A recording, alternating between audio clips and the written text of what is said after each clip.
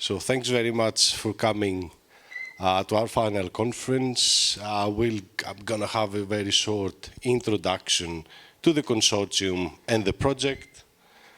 So the GLAMMONS Project, it is about resilient, sustainable and participatory practices towards the GLAMS of the commons. So our main mission was, for the last 3 years, to go through some very, very interesting case studies and bibliography about the ways specific GLAMS organizations, galleries, libraries, archives, and museums have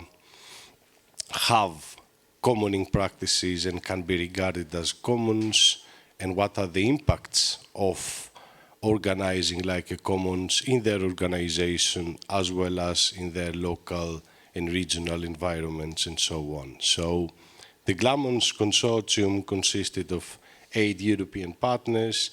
I'm Vasilis Avdikos, I'm coming from Pantheon University, and I had the pleasure to coordinate that consortium for the last 3 years. The consortium received the very generous funding from the European Commission through the Horizon call.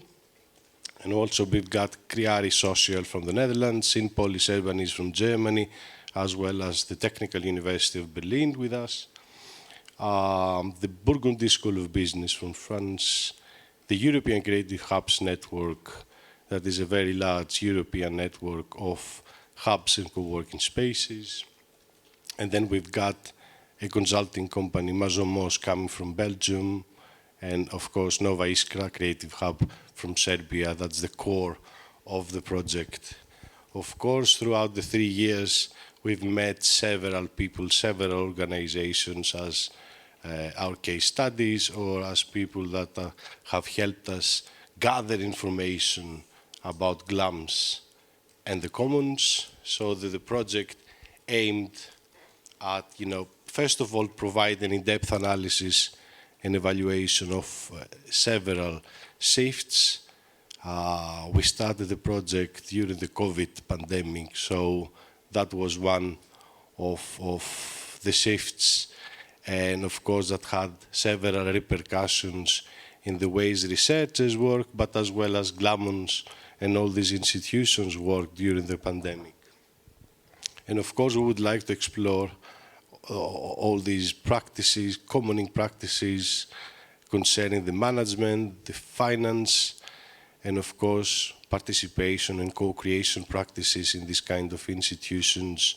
And we'd like to offer this kind of knowledge to more traditional GLAM institutions. So we have gone through a novel approach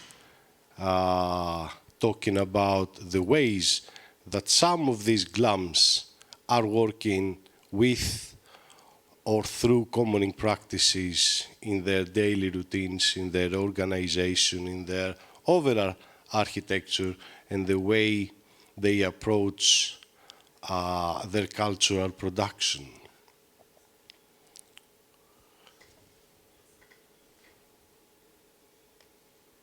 Okay, so what are they? We are talking about small organizations.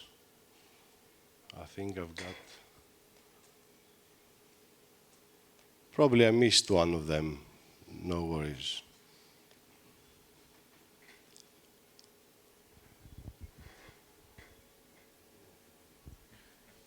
It's not coming.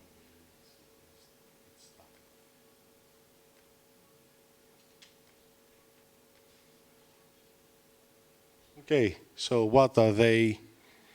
They're very, about 15%, we had the survey, our own European survey, not that many respondents.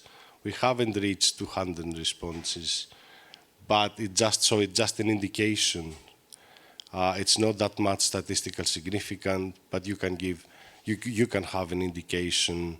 So through that survey that we ran 2 years ago, about 15% of GLAMs can be regarded as commons because they do have common ownership over their cultural production, and or they've got horizontal decision-making system. So they've got either a general assembly, or they have an extended board of directors with volunteers, employees in that board, or the local members of the local community. Most of them are museums. Half of them are in urban regions, the other half are in intermediate and small regions, average income and so on. And they do have, of course, a lot of volunteer labor. And all these kind of institutions have specific, not only economic, but mainly social and cultural impacts, and they do engage in processes of what the bibliography calls a social innovation. So they're very embedded in the local level. They mobilize most of their resources from the local level. They are very much accessible to their audiences and the broader communities that they engage with. They reach out to local communities, they offer infrastructure to them, or they mobilize several kinds of resources towards cultural production.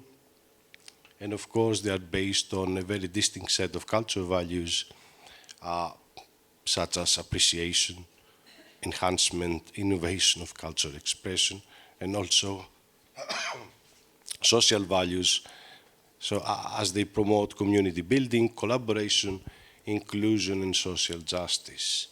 So from the very beginning of the project, and looking at the bibliography of the commons, and especially of the new commons, we came up with these three distinct levels and principles that, for us, they define GLAMS potential to operate as commons. So, first of all, it's that level of the governance.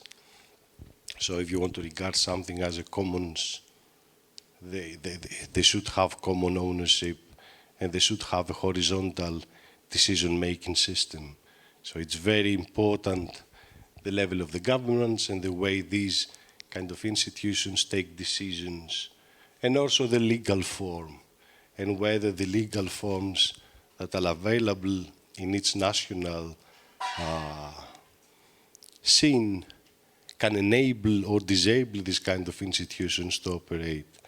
And in fact, we had a few case studies that they didn't want to have a legal form. They wanted to be in an informal way of operation because they could mobilize more resources through that kind of informality. And then we've got the level of the financial sustainability, which is a very important issue for these institutions because they are small institutions and they are struggling to survive, most of them. So they rely a lot on external funding, and that means that they can also have dependencies on, local government, regional government, big institutions that can act as sponsors for them and so on. So would like to go through that kind of whether they can they can have sustainability and at the same time keep their autonomy. And of course, the third level, which is about accessibility and sharing the cultural products they produce, the ways they do co-creation processes with the public, and whether the public becomes a commoner in these kind of processes. And of course, the ways the digital realm plays a role and whether they can mobilize digital resources towards providing higher levels of accessibility. And at the end, one thing that plays a very big role in these institutions is the alternative modes of labor that we find, either volunteer, we also call it communal volunteer labor. So volunteer labor operates in all these three kinds of fields, and actually it's the core, let's say, of the commons, along with processes of horizontal decision-making system and common ownership, which is the three main characteristics for us for the GLAMMONS. And then we also came up at the end of the project with some policy recommendations, and we put these policy recommendations in three distinct levels. The first level is acknowledging the dynamics and the existence of GLAMMONS. The second level is policy recommendations to enable these dynamics. And then the third level is the level that these kind of institutions should be networked and engaged with other actors in the local, the regional, or the national level. And we're going to have a paper presentation in the second session about this. So that's the main core, I think, of the project. Thanks very much for being here today. I'm going to give the floor to Dimitris and Anna for the keynote speech. Thank you very much.